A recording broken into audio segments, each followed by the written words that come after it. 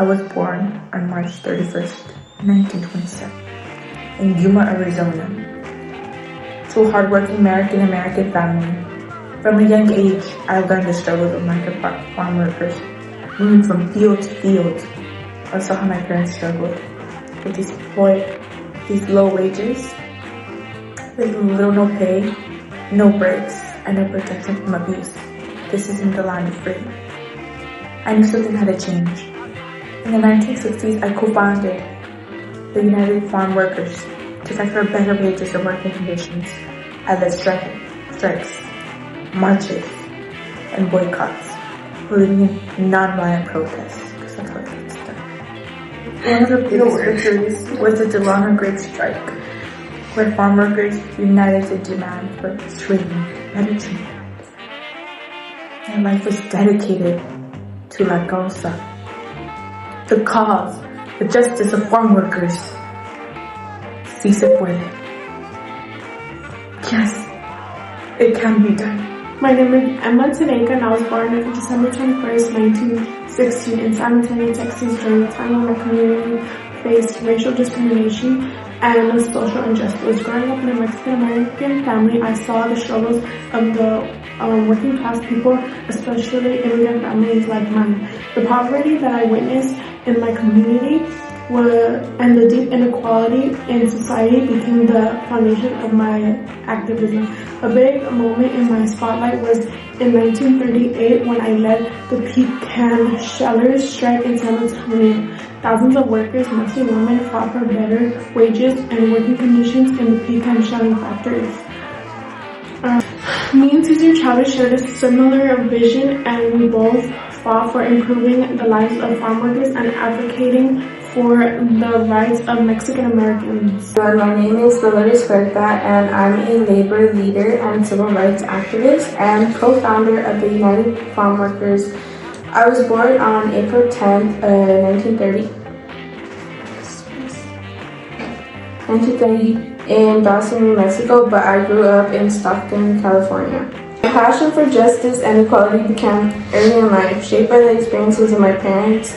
My mother was a strong, hardworking woman who instilled in me the value of community and activism. And my father was a farm worker and union organizer. I'm best known for my role in organizing farm workers, advocating for better wages, working conditions, and rights. In 1962, I teamed up with Cesar Chavez and co-founded the United Farm Workers.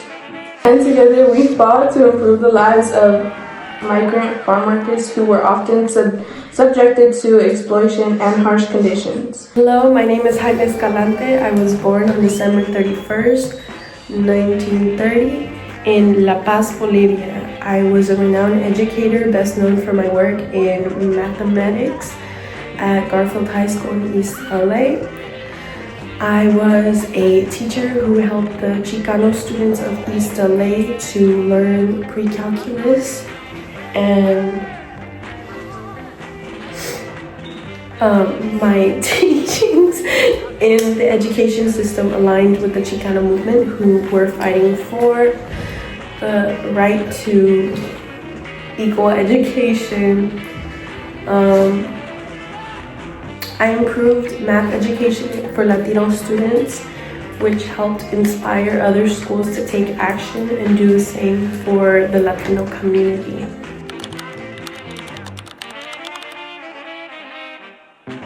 Hola, soy Cesar Chavez y hoy me van a preguntar unas preguntas que voy a contestar. What event in your life inspired you to fight for the farm workers' rights? So, cuando estaba chiquito, yo vi a mis padres trabajar tan duro. I think just seeing how hard they killed themselves is what inspired me to try to make people like my parents have a better life, have a better opportunity. Thank you. Another question that people are asking is, what was the biggest challenge you faced when forming the United Farm Workers? I think the biggest challenge was trying to become a reality. A lot of people try to bring you down, diciendo, no se va a poder hacer esto. No one like you has been able to do this. And it just kind of inspired me to keep going. and fight for our people. Fight for these farm workers like my parents who didn't get these opportunities. Viva la raza! My name is Emma Tanika and I'm gonna be answering some questions. What was the significance of the pecan sheller strike? Please be honest. The significance with the strike in San Antonio was it consisted of over 12,000 workers working in the field, and it was just for everyone to get equal rights, and it was unfair that people were getting like below minimum wage for all the hard work all day working on the fields. What inspired you to become an activist? Well, as I said in my overview, what led me to become an activist is my family being immigrants, and they came for a better life, and I just wanted justice for everyone because most people had similar problems like me. So fighting for what's good and for everyone that didn't think that they had a voice, fighting for them just made me feel good because I could help other families that couldn't stand up for themselves. My name is Dolores Huerta, and today I will be answering some of your guys' questions. Alright, so first question we have for you, Dolores, is what inspired you to get involved in activism and labor organizing? What inspired me mostly was both my parents. As I said previously, my dad was a farm worker and he was a union organizer, and my mom has always instilled the morals of activism and fighting for what I believe is right. Alright, second question, what was it like to be a woman in leadership in a movement that was often male dominated? It was really hard because women are seen as less than, but I proved them wrong, and now I am one of the most important advocates in the Chicano movement. Hi, my name is Jaime Escalante, and today I'm going to be answering some questions. How did your teaching methods and commitment to education contribute to the empowerment of Chicano students during the civil rights movement? So my teaching style was basically centered around making sure that Chicano students in East LA receive the same education that non-Hispanic students did. So I focused on giving them the same tools and outlets to provide them with the same education opportunities as other students around the world, which is what the Chicano movement wanted for education. We wanted equal education, so that's what I was leading towards. What ways did you work at the Garfield High School challenge the educational inequalities faced by Chicano communities, and how did you become a symbol of resistance within the Chicano movement?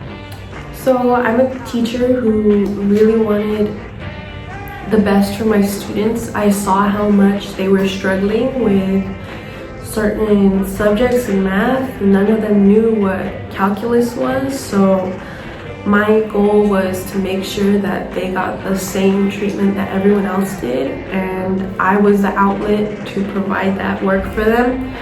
I just wanted to do anything in my power possible to make sure that they understood the material that they needed for their future in adulthood. So that included giving them extra studying time, giving them different methods that they might actually understand the work with.